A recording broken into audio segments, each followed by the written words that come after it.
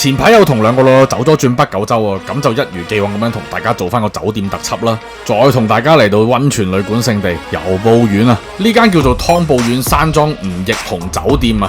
咁佢基本上咧就每一間客房都係包私人風呂嘅，真係非常之享受啊！大家有睇過下我啲片都知啊，我去日本咧真係風呂大王嚟嘅，冇風呂就頂唔順嘅，係尤其是係要私人啊！當然旅館亦都包埋一拍二食，包晚餐包早餐嘅，一個價錢就包晒你早餐晚餐同私人風呂啦。我哋呢間房仲係包2個私人風呂添啊，真係好誇張啊！室外環境超級大啊，啱晒出邊煲支煙諗住香港工作嘅你啊！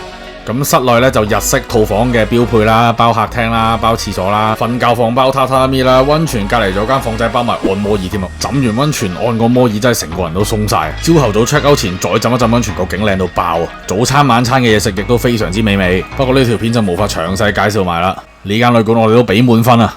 好，下集繼續介紹日本酒店，下集見，拜拜。